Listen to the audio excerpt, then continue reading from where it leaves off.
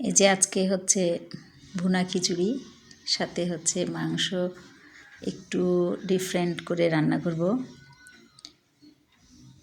মাংস পরিষ্কার করে ধুয়ে নিয়ে হচ্ছে আদা রসুন, হলুদ গুঁড়া, লবণ, তারপরে হচ্ছে মরিচ গুঁড়া,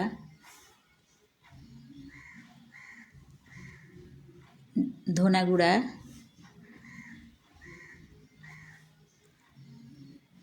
জিরা গুঁড়া, তারপরে হচ্ছে গরম মশলার গুঁড়া দিয়ে দিব। এই যে গরম মশলার গুঁড়া,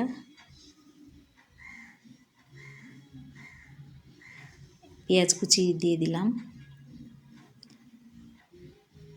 এইবার এই যে ডিফারেন্ট একটু আলাদাভাবে রান্না করব বললাম, সেইটার উপকরণ হচ্ছে টমেটো দিয়ে আজকে হচ্ছে মাংস ভুনাটা করব সরিষার তেল দিয়ে।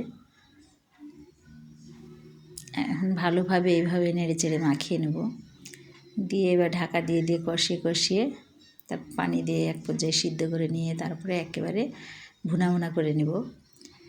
তো আমাদের দেশে এই যে নোয়াখালী, ফেনী বন্যা হয়েছে, আর আমাদের দেশের মানুষ যেভাবে চারিদিকে সাহায্য সহযোগিতা করছে দেখে মনটা খুশি হয়ে যাচ্ছে। আসলে আমাদের দেশকে আমরা একে অপরে এতটা ভালোবাসি, এই ফেসবুকে দেখে আসলে মনটা অনেক ভালো লাগছে।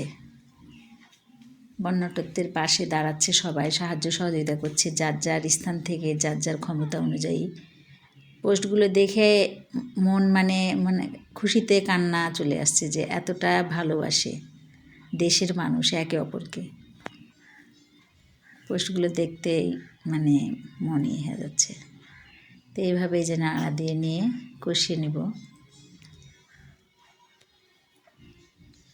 মনটা অনেক খারাপ, তারপরে হচ্ছে রান্না বান্না খেতে তো হবেই। মনের শান্তিটা নাই, চলে গেছে কোথায় জানি।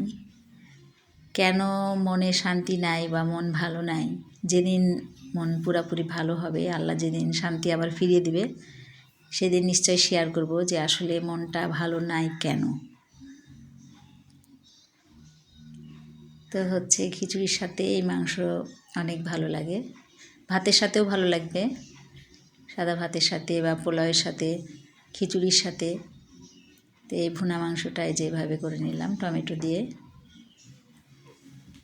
আর এর সাথে হচ্ছে আপনি সালাদ থাকবে, টমেটো শসার, আর হচ্ছে যে ঢ্যাঁড়স ভাজি হচ্ছে এখনও হয়নি। আর হচ্ছে যে টমেটো সালাদ কেটে নিয়েছি, শসা টমেটোর সালাদ।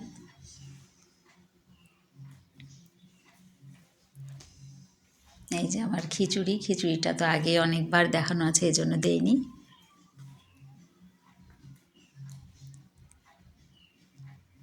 এই যে এখন খাওয়ার পালা, রেডি, সার্ভ করে দিলাম।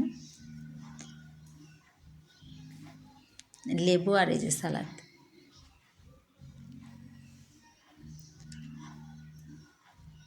আল্লাহ হাফেজ।